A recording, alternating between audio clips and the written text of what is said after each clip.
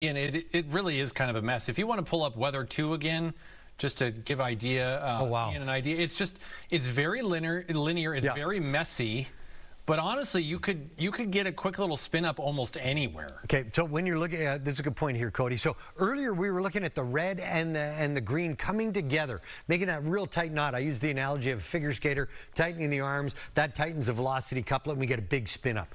The one thing I want you to notice here is this area of red that stretches all the way from Owatonna and the 1435 interchange just off toward Medford, and then it kind of bends back here to 60 just south of Faribault. What this is showing us right now is that the strongest winds would be along this red edge here, and those winds would be exploding here off to the east, and not just in one particular line. They would be moving out almost perpendicular to 35. So you get these lines of strong winds. What Cody's doing here is showing us the last 15 minutes. Last 15 minutes. So as that approaches that line right there, those are the straight line winds. So again, with a tornado warning like this in play, it isn't always about, wow, an Oklahoma-based tornado, I can see it in the distance.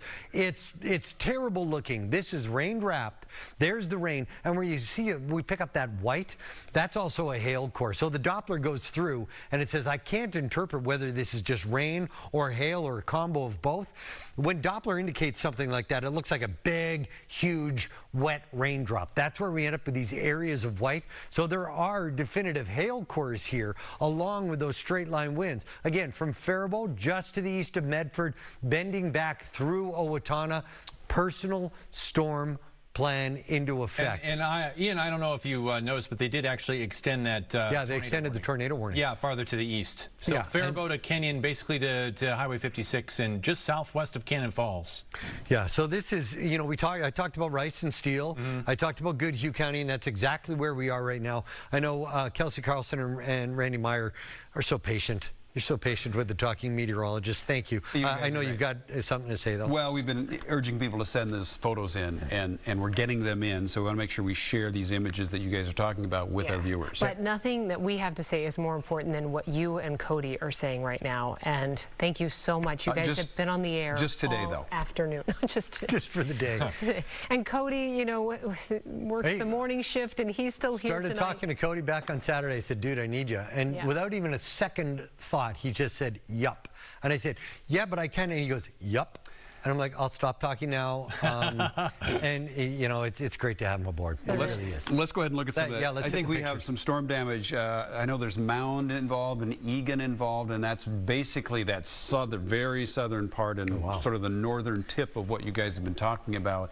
Obviously, Lakeville was in that zone as well. Nothing in from Lakeville yet, but you're seeing what Cody and Ian was warning about all afternoon, and that is those shearing straight line winds, and there have been winds up to 50, 60 miles an hour in this front line of this storm, and this is the result that we get, and those are those mainly old weak trees that are going to just go down. Okay. Just a reflection on that. Not to take away from you all, but Cody was just talking. Showing pictures. Yeah, keep showing the pictures, because Cody and I were just talking, and Cody brought up a point here that the greater metro didn't see like a big booming, raining, hailing thunderstorm. But we're starting to interpret. Go ahead, Cody. I don't want to take this from you. We're starting to interpret what happened here. It looks like we had sort of an outflow boundary. So a lot of times you get rain-cooled air to come with the line of storms. It doesn't always necessarily come with rain. Well, the only thing you see on radar is some stuff actually falling out of the sky. Yeah. So instead, we got these really gusty winds that actually knocked over trees. I'm putting all this together because of all the reports we've had with trees down in the metro. I actually had a couple of my neighbors text me and say there's trees down in my neighborhood in Burnsville. Think about Orono and Medina. Yes. Didn't see a drop. Yeah. Didn't see a drop. Not a drop of rain. Kind of gets back to what we talked about earlier in the afternoon, Ian, when I said, okay, let's talk about what's happening in the outward boundaries of this storm that we see so vividly on radar, but yet there's things going on all around that. There really are, and things we can't take for granted. In other words, and this is what I was saying earlier, not everyone's going to get that strong storm, but most people are going to feel the effects of the storms in one way or another tonight. Folks in the booth, if we can switch over to Weather 1 behind me. Cody, amazing job interpreting that and seeing those pictures, you know, and you see those pictures, you're like, wait a minute, we didn't get a drop of rain, and I've got 3 trees down in my neighbor's yard. Again, not everybody's going to get the big, booming, thundering storm, but everybody's going to feel the effects of these storms, especially with trees down and power outages.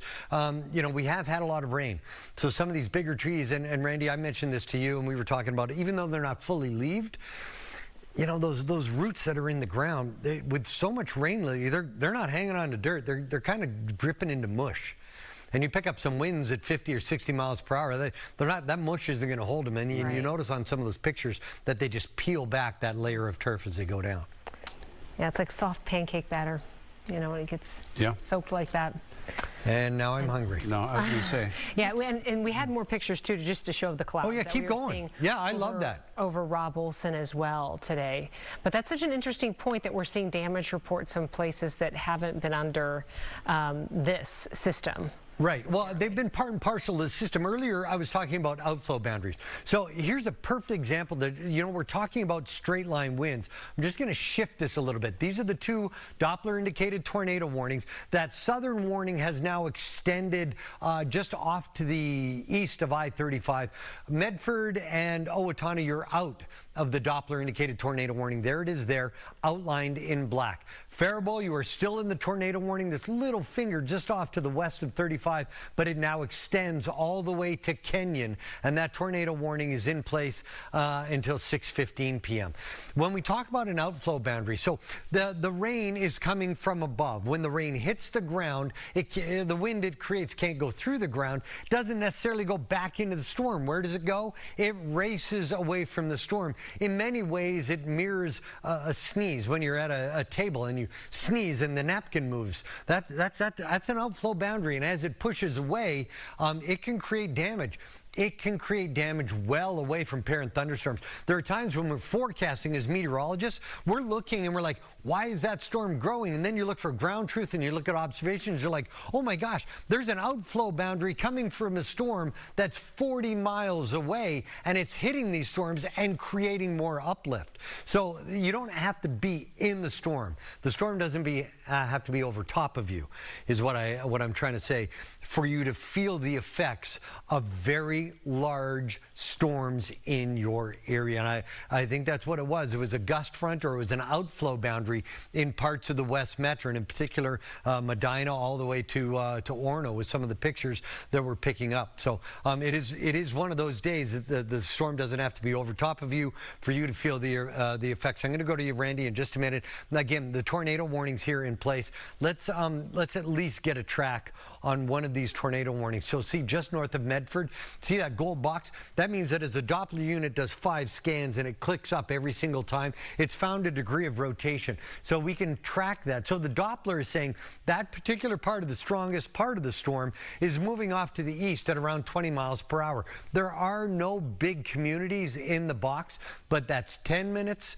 20 minutes, and 30 minutes, which would put it just to the south. Oh, you just saw it move there one time. I'm going to track it one more time and move it to just near Kenyon here. 25 miles per hour as it moves, just south of Kenyon, just north of West Concord. That will put it well away, the strongest portion of the storm, well to the east of I-35. Randy, I know you got something to say. Honestly, you just covered it. I'm going to use your own words from an hour or so ago when you said what really concerns folks on a night like tonight is timing and track of this storm. So I start to think about people in Red Wing and different places like that who are watching you and watching us going, okay, how long? Okay. That's a hard question, because obviously this storm it morphs and it evolves, but that's what the folks out in front of that storm are wondering now. No, and it's a great question. There's the Twin Cities proper. You head down toward the Burnsville split, and these storms are just south of that by about 10 miles. The storms are now morphing here across I-35 into Dakota, into Goodhue County, into Rice, into Steele counties. These are all areas that are under the weather gun with the tornado warnings still in place. Doppler indicated tornado warnings, which is oh so important. But even with the Doppler indicated tornado warning, it lets you know there's spin and strength embedded in those storms, and it will continue to race here off to the east with a little jog off to the northeast. So now, Randy,